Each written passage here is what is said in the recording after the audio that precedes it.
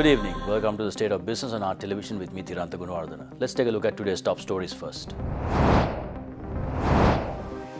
Core values and culture of country should not be subject to any authority, says President. 3 million tourist arrivals expected by year-end, says Minister John Amaratunga. And now news in detail. President Maithripala Sirisena says that core values of our culture, customs and traditions should never be subject to any power. The President said this while participating in the 75th anniversary and prize-giving ceremony of the Henegama Central School. The President further said that the country should have a young generation that values and respects Sri Lankan culture and traditions and have the ability to conquer the world. Addressing the students, President Sirisena stated that they should not focus only on education that will ensure employment, rather it should have an impact on society as well. He also said that a knowledgeable generation should be built in the country to elevate the image of the motherland around the world. Public representatives including Lasantha Aligewanna, Upali Gunaratna, Chandan Jayakodi, the principal of the Henegama Central College, staff of the school, parents, past pupils and others participated in this event. The 9th edition of the Seoul Tourism and Travel Fair in Sri Lanka, Sancharaka Udava, scheduled to be held on the 7th and 8th of June this year, was announced today. Speaking at the press conference, President of the Sri Lanka Association of Inbound Tour Operators, Harit Perera, expressed the following regarding the event.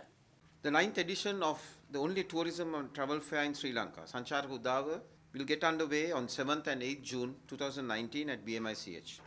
This is an event which is graced by all travel and tourism officials, industry stakeholders and partners. SLITO will once again organize this trade fair in collaboration with the Sri Lanka Tourism Promotional Bureau. The exhibition offers a unique opportunity and a platform for all B2B and B2C segments in our industry to facilitate, meet and talk business. We expect nearly 300 plus exhibition stalls this year, which is a record figure.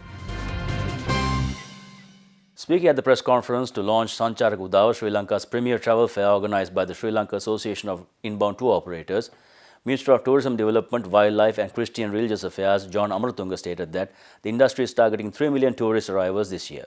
Talking of figures, I think we are very ambitious to go over 3 million this year. There are so many things that have been added on. For one thing that I would like to say is that we have just finalized the visa-free arrival. One is the visa on arrival, other one is no visa fees. We have taken a bit of a risk by sacrificing a lot of money that would have come with the visas, but on the other hand, we feel if the numbers increase, there will be more visitors here who will be spending more foreign exchange to counter that. This is particularly to coincide with the period which we call the lean period from May to October. This is a trial run, but it's a trial for us. If you see some of the South Asian countries, they have been having this for a long, long period, and they have succeeded. They have ended up with their figures over 30 million, 35 million arrivals in those countries. Speaking further, Minister Amaratunga expressed the following regarding Travel Mart, which is being organized by the Sri Lanka Association of Inbound Tour Operators to coincide with Sancharaka Udava. Then in addition to that, SLITO has organized the Travel Mart, which we have been talking over and over again. At last, they have taken the interest in launching it somewhere in June, which is important because all the time we are going and participating in the foreign travel marts to coincide with the Sancharaka Udava. Correct me, thank you. So that will bring most of the travel agents around the world, particularly the people who have never visited Sri Lanka and who may not know what we have and what we can offer. That will be another way that we could attract more tourists in the ensuing year. Then of course the package is also in operation. The package is for low hotel rates and low air freight rates in order to attract more people to come into this country. Mr. Amaratunga also stated that he hopes that tourism will become the second largest foreign exchange earner in the next 2 to 3 years. We are now trying to move to the second highest foreign exchange earner, because second was the foreign employment, which is now dwindling due to various reasons, both here and abroad. And therefore, with tourism, we can easily come up to about 6 to 7 million in the next 1 or 2 years. So let's hope all that is done for the country. That is what we have to appreciate.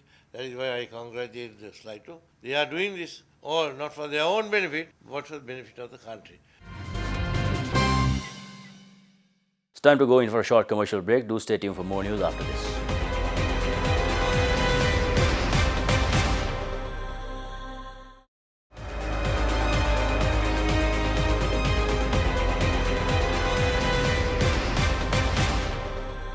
Welcome back. Sri Lankan Airlines, one of the first carriers to fly to Tokyo's Narita International Airport, is celebrating 35 years of flying to Narita by increasing its number of frequencies up to 5 per week. Sri Lankan is the only airline to operate non-stop from Tokyo to Colombo and provides rapid connections to many cities in South India and also to the Maldives, which is a highly popular destination among Japanese tourists. Sri Lanka welcomed nearly 50,000 Japanese visitors in 2018 and is popular among both Japanese leisure travelers and those on wellness tours who wish to experience Sri Lanka's famed Ayurveda medical and relaxation techniques. Sri Lankan has deployed its sophisticated Airbus 330-300 fleet on the Narita-Colombo sector, which contains 28 flatbeds in business class plus 269 economic class seats and operates 4 flights a week on Mondays, Thursdays, Saturdays and Sundays, with flights departing Narita arriving in Colombo on the same day. Flights from Colombo depart on Sunday, Wednesday, Friday and Saturday arrive at Narita on the next day. In an exclusive interview with Art Television, Senior Vice President of Golf Ace Hotel Chandra Mohotti expressed the following regarding tourism seasons in Sri Lanka. As you may have seen in most publications, and as it is true, the industry is doing very well and it's very much on an upward trend. And I think the government organizations and the private sector has done so much to bring this up to what it is. And you are talking of tourist seasons, but the seasons are gradually fading away because of the influx of tourists of various levels and of various countries. Hopefully we do away with this so-called tourist season by the end of this year, so that year-round we would have a steady increase of arrivals. Speaking further, Chandra Mohotti stated that Sri Lanka needs to start marketing to non-traditional markets to ensure an inflow of tourists year-round. What happened to Sri Lanka was for a long time they were only marketing to the traditional markets of Europe. That is why this winter season and summer season came, while we never had a summer or a winter. But traditionally the tourist people in the hotels, they used to say summer season and winter season because our traditional markets were European and Western. But with the emergence of China, India and Australia, where the season is different, when it is winter in Europe, China is different thing. So now we, I think, have broken away from that with a little more marketing efforts in the non-traditional destinations. We should be able to fill in the gaps, and it's fast happening. There is considerable concern about the quality of tourists, but then you have to have breadth and depth in tourism. You can't sort of select high end and then live with the high end. So it generally starts with the low end to fill the gaps, but then the high end will be then lured into those areas. And I'm sure by the end of 2019 or mid-2020, we would have a year-round production and there won't be a season. Elaborating further, Chandra Mohotti made the following statement on the importance of developing infrastructure in order to deal with increased tourist traffic to Sri Lanka. I would list transport as the biggest requirement. Internal air transport, even coach transport, I don't think is adequate. And even if it is adequate, it's too high priced for two operators to make a package. But these are relatively teething problems. Don't forget that we were after a 30-year war. And during that time, no investor invested in foresaw this type of improvement. And the area that they spent most after the war was building hotel rooms, which also was not very well planned at the beginning. Planned to the extent that which markets are we catering to. For instance, most people went for boutique hotels and everything became a boutique. So as things progress, as things settle down, it will find its own markets. Those who are not in the market will be eliminated, obviously. But the general satisfaction is that there's a large increase in more than what we expected.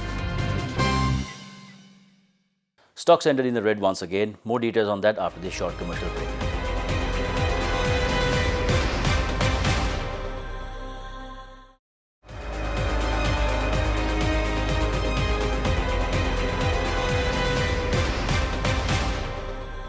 Welcome back. Trading at the Colombo Stock Exchange ended on a negative note today. The all share price index dropped 1.91 points to close at 5,511.77 and the S&P SL 20 dropped 6.13 points to close at 2,701.87. Turnover was 165 million rupees and 7.3 million shares were traded. Up next are today's forex rates.